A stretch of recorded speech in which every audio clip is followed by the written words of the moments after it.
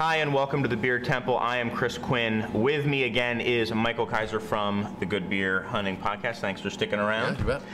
We are going through some of the interviews that we had during the Shelton Brothers Festival this year in Southern California, LA/Long Beach area, the port of Los Angeles. Something like that. Which was pretty impressive to see. Yeah. Massive port. Where the actual the boats come in and like those tankers are there. I mean, it's a scale that I feel like I've never seen. It was like a small city of cargo containers. Yeah. Just like expansive. It gives you a sense of how something like The Wire actually happens. Yeah, right. Like, who could possibly keep track of all of this?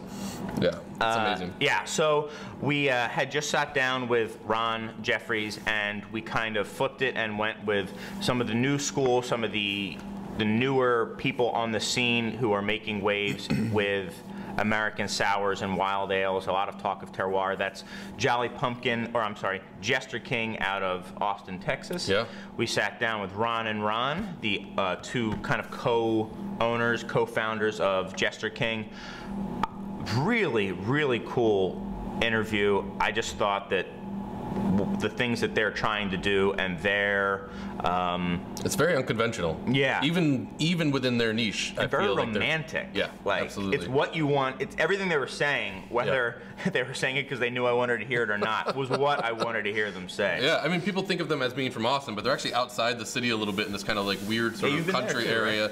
Right? And it's just like this beautiful sort of, I don't know, it feels like a shack in the middle of nowhere in some ways. There's just this beautiful rolling hills and dusty and grassy, and they're surrounded by a lot of farmland and some different types of fruit growers, and it just feels like the place where that would naturally be. It seems like from the stories he tells us, it wasn't necessarily, they didn't mentally design it that way in their head. They just found a cool spot and went in, like most brewers do. But it just seems like all of those aspects of where it is, the kind of beers they make, the seasonality of Texas, which is a weird thing to even think about. Exactly, which is why I was thinking it seems like a natural place for that to happen. Historically, not at all. I mean, it's much too warm and arid there for that to traditionally, those type of beers to traditionally occur. Yeah. So it's neat to see these kind of the Texas terroir, the Texas area, how it is affecting their brew schedule. Yeah. I mean, there's spontaneous fermentation, and then there's the spontaneity of brewing in their schedule. Yeah. Which is bizarre. I've never heard anybody describe it like that. Yeah. And then Ron Extract's background in importing, of all things. Yep. He worked with the Shelton Brothers in Texas, so he knows that side of the business really, really well. I think it seems like it helped him kind of conceive of the kind of brewery he wanted to have. He knew what he was up against in Texas in terms of laws and limitations, and they just keep finding a way to grow it. Yeah, and making good beer. It's amazing. Yeah. So another really special interview. I was very happy that the two of us got to sit down and talk to these guys. Hope you guys enjoy it. Ron and Ron from Jester King. Thanks a lot, guys. My name's Jeff Stuffings. I'm co-owner at Jester King Brewery. I'm Ron Extract. I'm also co-owner at Jester King Brewery. Thank you guys so much for sitting down with Michael and I. It's been just a phenomenal experience here at the festival. What I would like to know, just first and foremost, is a very high-level concept of Jester King, and also how it fits into kind of the indigenous Texas beer scene that I know you guys are kind of very much about, kind of the local terroir. And what is the local terroir, and how does it affect you guys being so far south in relation to historical, spontaneous, fermented breweries? Well, sure. I mean, really, what we're trying to achieve with our beer is just to make something that's unique to our little piece of the hill country. We're about 14 miles outside of Austin, Texas, in the Texas Hill Country. We're on a 200-acre ranch, and well, we just, like I said, kind of want to make beers that are like unique to this little parcel. The ways we go about achieving that are through, well, number one, our water.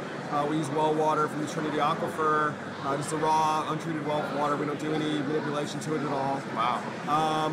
We use a portion of locally grown and malted wheat and barley. That's increasing. We work with a local maltster called Blacklands Malt, And then in terms of our hops come from abroad, but in terms of fermentation, we do everything we make is a mixed culture fermentation. It's a blend of brewer's yeast and then naturally occurring native wild yeast and souring bacteria. And then from there, we just kind of give those organisms all of the time that they need to really make something that's unique. When we start a new batch of beer, we don't know when it's going to be ready, we don't know how long it's going to take, or even exactly what it's going to taste like, which is actually kind of the fun for us to kind of see what develops. I don't know, what would you add to that, Ron? Well, I think in response to the question about how our location in Texas affects how some of what we do and how we might do things differently than similarly oriented breweries in other parts of the world, there's definitely a seasonality that takes place for us that's going to be a little bit different from what you're going to see elsewhere. We brew stainless steel fermented farmhouse ales in warmer months. We brew in temperature controlled glycol jacketed stainless steel vessels, but whereas we can cool those vessels, we can't heat them very well. So during summer months, we can control the temperature a little bit, make sure that they don't get too hot, though we do ferment pretty warm with our mixed culture for our stainless steel fermented beers, or some of them at least. Wintertime for us is perfect for spontaneous fermentation. Traditionally in Belgium, you'd see that happening in late fall, early winter, and then again in late winter, early spring, but not in midwinter when it gets too cold. For us, we don't really have that super cold season, so midwinter is exactly when we want to do it, when we have temperatures in the 30s and 40s, and it's not going to be every day that that's the case, but we have enough opportunities that we are able to focus on that, and then also focus on blending some of our mature barrel-aged beer and then replenishing that, making more beer to put into barrels for extended aging and re-fermentation. So our calendars really started to shape up quite a bit over the last couple of years, where in winter we're focusing on spontaneous fermentation and on replenishing our barrel stock and blending, and then through warmer months making stainless steel fermented beer.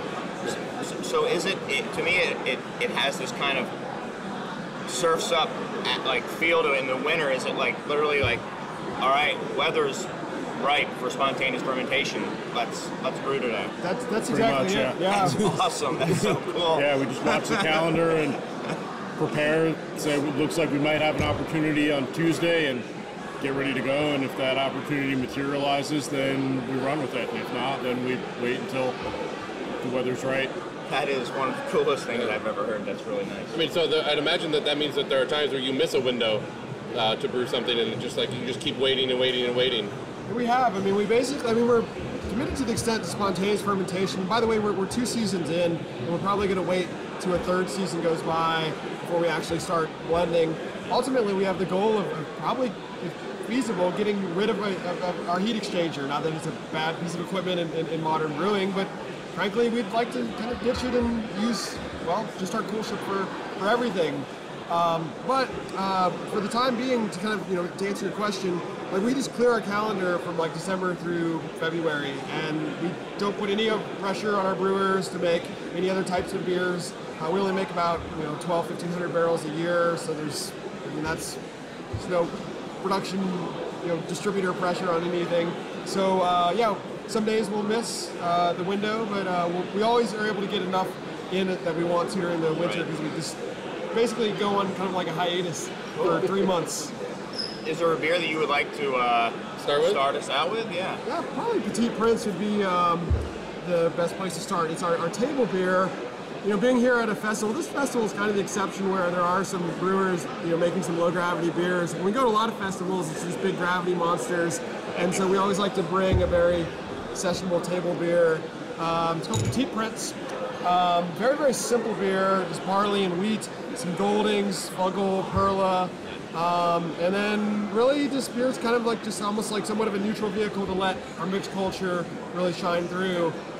This beer was bottled in July, so it's got a couple months, and then part of the fun for us is just to see how the beer changes in the bottle as well. Like this beer has probably got a lot more kind of like funky aromatics at this point than it did on bottling day, where the hops have kind of dropped off some at this point. So again, part of the fun for us is to see how the beer changes after bottling. Certainly not a table beer like you would think of, like an Abbey table beer. You know, it's got that kind of light mouthfeel, and you can tell it's low gravity, but there definitely is not only a little bit more of a earthy hop note, but also some of that funkiness as well. Really cool.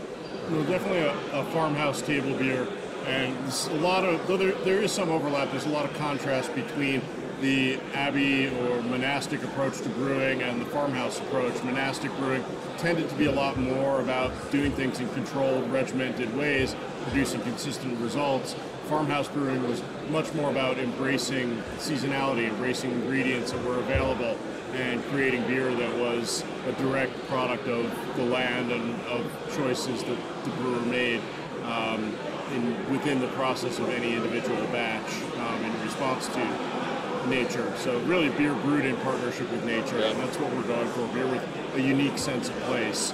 Traditional table beer goes back to times and places where water wasn't necessarily safe to drink, so brewing a relatively low alcohol, fairly aggressively hopped beer would be something that could actually be consumed for sustenance and for thirst quenching, whereas a higher alcohol beer wouldn't have that effect. So we like that idea. We like to drink beer. None of us at the brewery really drink soda or other types of beverages. When we're thirsty, we'll drink water or beer, sometimes coffee, and having a lower alcohol beer that we actually can drink and still be functional at work is something that helped to motivate this. So we brew this beer in large part for ourselves and consume a pretty significant quantity of what we make, but sell what we don't drink. And our motto at Jester King is we brew what we like, we drink what we want, we offer the rest to those who share our tastes. And this beer, I think, is probably the ultimate example of that. No, it's a very almost antique notion of running a brewery that way, right? Most people would say it doesn't really fit with the current sort of demand, the supply and demand in the market of American craft beer that we have, where it's just a feverish kind of pace to keep up with production. You guys seem like you don't really carry that burden at all. So it almost feels like you don't even feel that pressure. How much of that is because I know, Ron, you worked with Sheldon Brothers in the past. You used to work down in Texas with them. How much of that sort of the release of that burden comes from having worked with breweries like this around the world? And just kind of knowing where they're coming from and understanding that approach in more intimately. I think it's been hugely influential in shaping our perspective on what's possible as a brewery, that it doesn't have to be about just trying to maximize barrel age and looking to continually expand. It's about making beer in ways that we want to make it and really putting out the best beer that we possibly can. So a lot of the brewers that are present in this room today were inspirations behind what we do. It's why it's so important for us to be here and so meaningful for us to be here, to have a chance to really interact with these brewers and taste their beers and continue to be inspired by people that are doing something that's really unique and special. And unfortunately, we don't really have that opportunity in Texas because the way the laws are structured, it makes it impractical, if not impossible, for most of the brewers in this room to sell beer into our state. Well, here my next question, I think, is like, not only are you unconventional in the overall sort of craft kind of ethos that's happening in the States right now, but you're unconventional being in Texas as a brewery at all. I mean, the laws don't really leave a lot of room for you guys. Not even just breweries coming in, like you mentioned, but you guys in the way that you produce there. Yeah, when we started off, it was illegal for us to sell any beer at our brewery, so we had to turn people away all the time who wanted to buy our beer. Fortunately, through the efforts of the Texas Craft Brewers Guild, we helped with that as well. We were able to get a law change that allows basically small brewers to sell beer on site as well as to go. Yeah. So that's totally changed our brewery. We went from selling 0% at the brewery to about 85% now. And it's That's incredible. Yeah, it's been great. I mean, it's allowed us to, I mean, you were talking about the pressure of running a business. It's taken even more of it off to allow us just to focus on whatever we happen to be interested in at the time. Because, again, with being able to sell on site, we've been able to add more production capacity, meaning we've expanded our barrel room some, we've been able to hire some more brewers, and I just throw on top of that, partially in response to the last question, we don't want our brewers to be engaged in factory work. We don't want them to make the same work 12 times a day or even have overnight shifts. It's just, part of it is a lifestyle thing for us. We just want to be a little more slow and thoughtful about it, and so that's helped as well, the law change. There's still some work to be done, as Ron mentioned. Like this festival, as awesome as it is, could not happen in Texas. Every single brewery would have to basically buy a $7,000 license, submit their beer to extensive alcohol testing, lab testing, and fill out all kinds of paperwork, which is not available in any language but English. And being in this room, that is a problem. Yeah. So it kind of sucks. I mean, I think that is the biggest drawback of Texas beer right now is some of the world's best breweries cannot get into our state. Is there another beer that you would like to? Yeah. What do you think? Snorkel or Petite? Snorkel. This is called Snorkel. It is the inspiration behind it was German Goza. Okay. The grist is about 50% barley, 50% wheat. And then there's a mushroom farm right up the hill from our brewery called Low Grove Farms, and they use our spent grain to grow oyster mushrooms. So we added the oyster mushrooms late in the boil, as well as some smoked sea salt. Pretty minimal hopping, so we let the pH of the beer kind of drop pretty considerably. It's got a fair amount of tartness. It's bone dried, finishes at 0 Plato. So kind of our take on German Goza. Yeah. Anything you would add to that? How do you smoke salt? Oh, that we didn't do ourselves. We got it at our local spice shop. Okay. So we smoked some malts and actually smoked some squash recently to add into a beer, but the salt we did not smoke ourselves. Okay. One of the things I think is really interesting about this beer is it sort of plays on a lot of conventional expectations in brewing. That the main of the 5 primary flavors, the ones that most frequently associate with beer are bitterness and sweetness. This beer plays on the other 3. It's tart, it's a little salty, and a lot of umami. So not particularly sweet at all, not bitter at all, but definitely a lot of the other 3 flavors, and that makes it a really interesting food pairing beer, very unique food pairing beer. And it's one that, honestly, I was a little bit nervous about when our head brewer, Garrett Crowell, proposed it. It's something that he had played around with on a homebrew scale.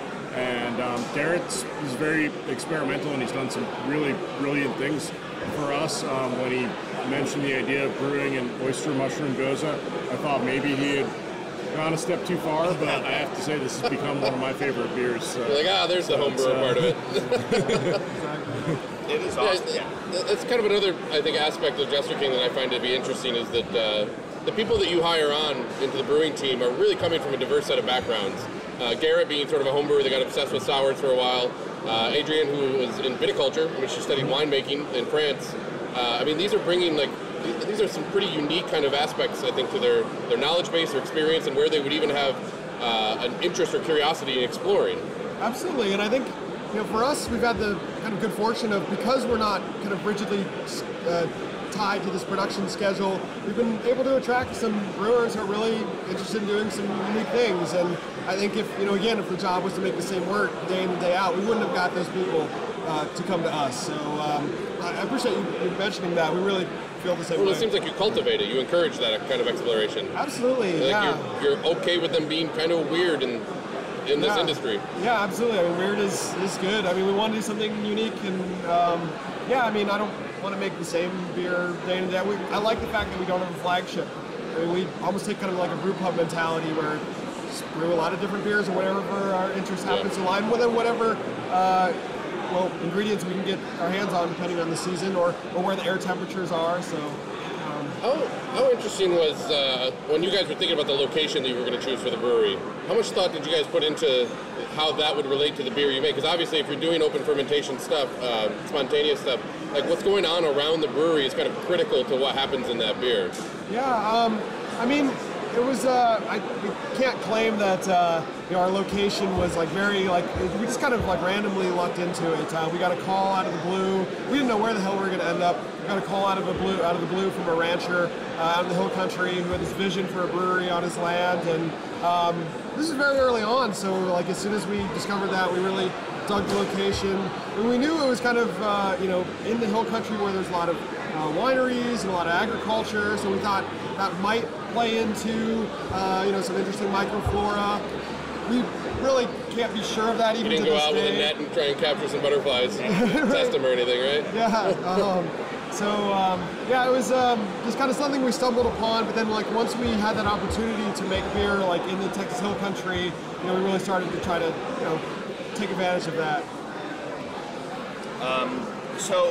In terms of your aspirations and being much more artistically driven rather than production driven, what are then your goals? What are you guys shooting for in terms of long term? I mean, you're expanding. Why are you expanding if it's just I don't know if that makes sense or not, but sure. I mean, we're never going to be the next regional craft brewery. We made about 1,000 barrels this year. Barrel fermentation space is, I mean, yes, we run a business. We want to, I mean, the bottom line is part of that, but it's also about having kind of more of an avenue to do some more interesting and creative things. I don't know, Ron, I mean, how would you take that on? Well, I think a big part of making good barrel-aged beer, a huge essential part is blending. And the more space we have for aging beer in barrels, the more barrels that we have to choose from and putting together blends.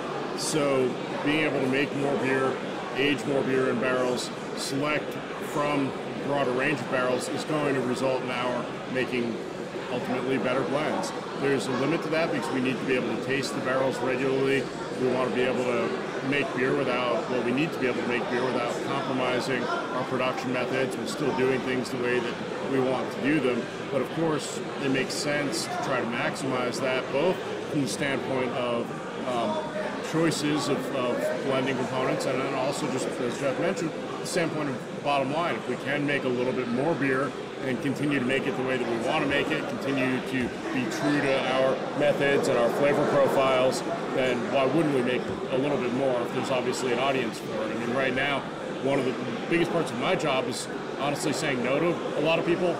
We get calls every day from bars wanting our beer on draft, and we don't really do draft aside from a little bit at small number of special events and even bottles. We don't have bottles available for distribution all the time, even in Texas. So we get calls from out-of-state distributors, even distributors like Lime Ventures, who we work with here in California. They're constantly asking us for beer, but we have to tell them they're behind our Texas distributor in line because we also need beer for the local market. So trying to go a little bit further to meeting some of that demand is obviously something that's attractive on a number of levels, as long as we can do it without having to compromise anything. So it's, I guess, our objective on that front. And as Jeff mentioned, we're never going to make 100,000 barrels a year, or even 50,000, or even 10,000. Our license limits us. Our license as a brew pub in Texas limits us to 10,000 barrels of production, but we don't see really ever even getting close to that. Maybe we'll make 2,500, 3,000 barrels at some point. That's probably about as far as it's going to go anytime soon. Because at that point, the structure you would need to support it would fundamentally change what it is you're doing. And that would become a production environment. Yeah, I would agree with that. I think our current setup and infrastructure could sustain us to a 3,000 barrel level, maybe even a little bit more, but not much beyond that. Right now we brew twice a week, or about 1.5 times on average, so you see us brewing perhaps a few more times a week, but it's, again, never going to be that production environment. Yeah. Cool. Want to taste one last beer? Yeah. Let's see. Oh, this is Color 5. Yeah. It's called Color 5.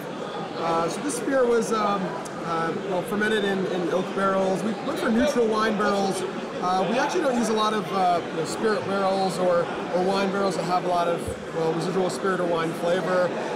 Mainly our barrels are just kind of a neutral medium for fermentation with the microflora to kind of fundamentally transform the beer. We work with quite a bit of fruit.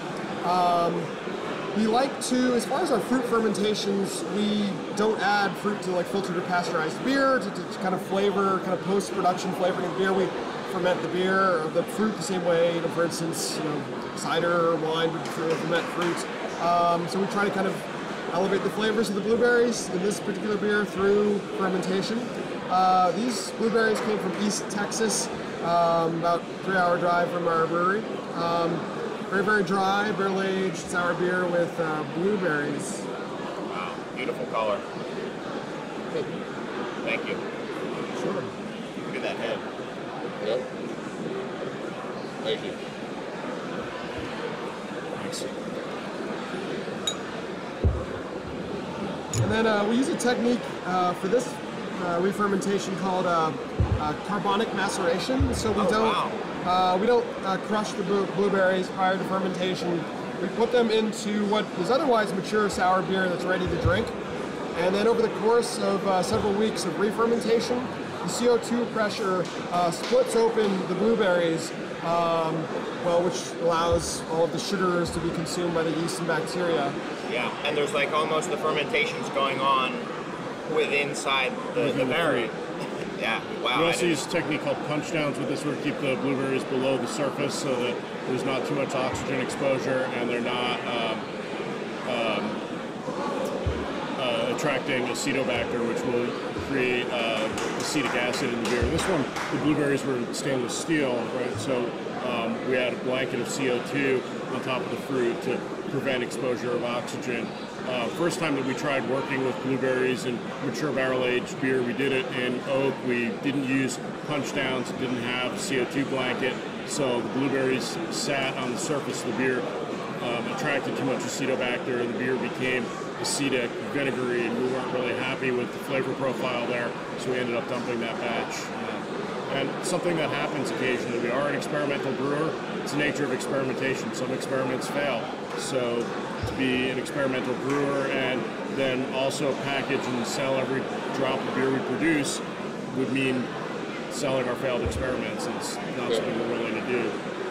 So we accept that dumping beer is going to be a big part of what we do. I think that's really true of embracing nature the way that we do, really running a good wild barrel aging program, is that not every barrel is going to be suitable for use. Blending is essential to pick out barrels with complementary flavors and assemble those flavor components together in order to make a complete and cohesive whole. But dumping is also an integral part of the process, is to look for barrels that aren't going to make the cut and weed them out. Well, there's barrels that don't make the cut because there's something off about it, and then there's barrels that are just almost too singular in the way that they taste that it would just skew the entire blend. In which case they could be used in something completely different or for another purpose. It can happen. Sometimes we definitely have barrels that go off in an unusual direction, but one that's not unpleasant that may have some other application, or maybe we even just keg up straight up.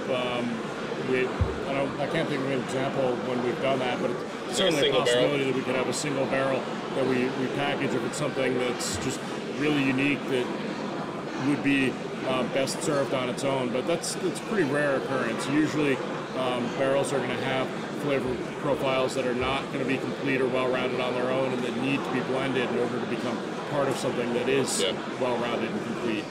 So we're acting at that point as custodians. I mean, we're picking out the barrels that are really going to work together and then assembling them to try to create something. Yeah, this is phenomenal. This is very wonderful. I just love how much fruit character there is. It's not sweet at all. It's bone dry, but it's kind of one of those things where if you're going to make a fruit beer, make a fruit beer. I mean, there's no doubt that this thing is bursting with blueberries. It's really cool. Well, thank you. For some of the fruit beers we make, we'll actually do a second re-fermentation of the fruit. For instance, we make a beer called Levian Rose, where we take the raspberries from atrial rubicite, which is a barrel-aged wild ale, Oregon raspberries, and we found that there was still a lot of flavor and aroma left in the raspberries after the initial re-fermentation, so we kind of racked a younger farmhouse ale on top of those, so it's a little more subtle. Beer geeks don't necessarily dig it as much because the fruit character isn't as intense, but I don't know, we actually, I think, to a person at Jester King, kind of prefer it in a way. It's a little more subtle and integrated. Second use fruit, I love it. You know, that's great. Well, awesome. Guys, thank you so much. This is really wonderful. Our pleasure. Thanks. Anything you're looking to hit when you get back out there? Yeah. Oh man, the list is kind of lining up. I'm a big fan of Oxbow beers. I just, I mean, to single anyone out in this room is almost unfair. Not asking for favorites. Can't do it. Yeah, but no, I haven't had the Oxbow beers yet, so I'm excited to try those. We don't get a lot of opportunity to drink authentic lambic in Texas, so anytime we have access to Treefontana or Cantillon or really authentic, traditionally produced lambic beer, it's hard to turn that away. All right, we'll get to drinking, guys. Thank you so much. Thank you. It's been really enlightening. Thank you.